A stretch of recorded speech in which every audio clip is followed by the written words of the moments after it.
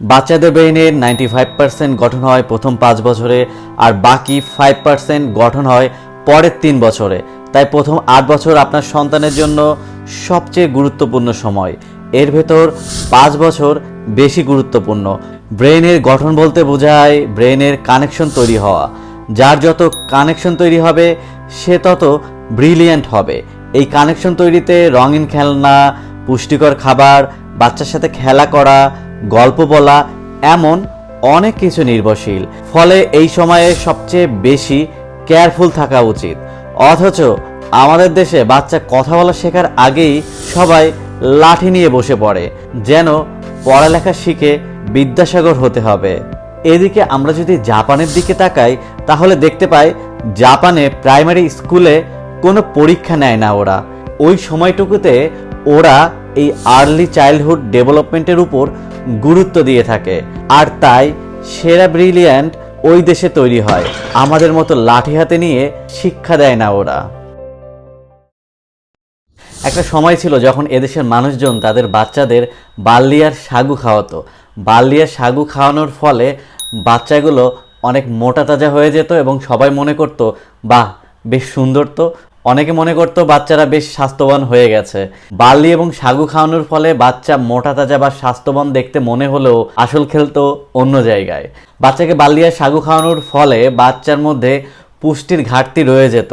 তখন বাচ্চাদের মধ্যে এক ধরনের অপুষ্টির লক্ষণ দেখা দিত, যা বার্লি ফেস নামে পরিচিত। আজকের দিনে বার্লি আর সাগুর জায়গা নিয়েছে সুজি, চালের গুঁড়া, গম ইত্যাদি, আর এর সাথে যুক্ত হয়েছে দুধ আর চিনি। অথচ এর সবগুলোই শিশুর জন্য অপুষ্টিকর। তাহলে বাচ্চা খাবেটা কি? আমরা সবাই বা অনেকেই জানি এসেনশিয়াল অ্যামাইনো অ্যাসিড বলে একটা শব্দ আছে, যা শরীর তৈরি করতে পারে না। ফলে বাহিরের খাবার খেয়ে সেই অভাবটা পূরণ করতে হয়। আর একমাত্র খিচুড়িতেই সবগুলো এসেনশিয়াল অ্যামাইনো অ্যাসিড পাওয়া সম্ভব। চালে 8টি আর বাকিগুলো থাকে ডালে। ফলে চাল ডাল একসাথে থাকলেই শুধুমাত্র সবগুলো এসেনশিয়াল অ্যামাইনো অ্যাসিড পাওয়া সম্ভব। এছাড়াও ডিমে এই সবগুলো এসেনশিয়াল অ্যামাইনো অ্যাসিড থাকে।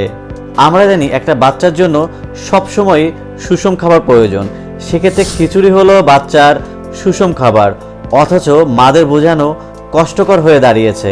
সাথে যোগ হয়েছে দাদা দাদি, নানা নানি, মুরব্বীদের ধারণা তারাও তো বাচ্চা মানুষ করেছে, কখনো তো সমস্যা হয় নাই। তাদেরকে আমরা কেমনে বোঝাবো দেশ যে ব্রিলিয়ান্ট জনসংখ্যার সংকটে ভুগছে তা আপনাদেরই দান। বাচ্চার খাবার কেমন হওয়া উচিত?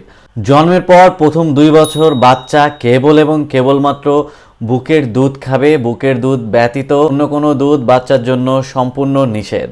2, বাচ্চাকে চাল, ডাল, সবজি, সয়াবিন এবং অলিভ অয়েল দিয়ে তৈরি করা খিচুড়ি খাওয়াতে হবে। আর এই খিচুড়ি হচ্ছে বাচ্চার জন্য এক স্বর্গীয় খাবার।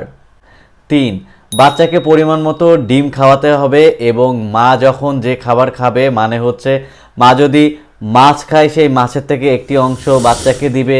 কখনো যদি মাংস বা অন্যান্য শাকসবজি খায় তাহলে সেখান থেকে ছোট্ট একটি অংশ তার বাচ্চাকে দিবে এবং খেয়াল রাখতে হবে খাবার যেন অবশ্যই ফ্রেশ হয়।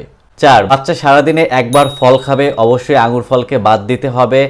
আর বাচ্চা সকাল, দুপুর, রাত্রে শুধু ফলই খাচ্ছে, এটাও কিন্তু ভালো লক্ষণ না।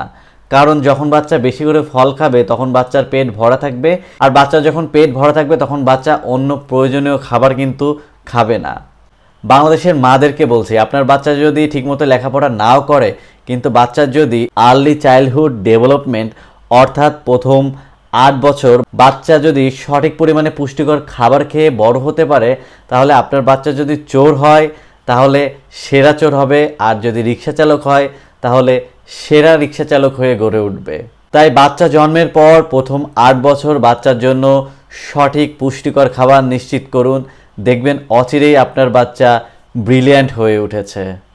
আর আপনি যদি আমার ভিডিওটি এই পর্যন্ত দেখে থাকেন তাহলে আপনাকে অনেক অনেক ধন্যবাদ। আমি সাধারণত প্রতি সোমবার চিকিৎসা বিজ্ঞানের নানা জানা অজানা বিষয় নিয়ে ভিডিও তৈরি করি। ভিডিও সাধারণত আমার ইউটিউব চ্যানেলে বিকেল 5টায় আপলোড করা হয়, তাই দেখতে একদমই ভুলবেন না। সেলুট আপনাকে।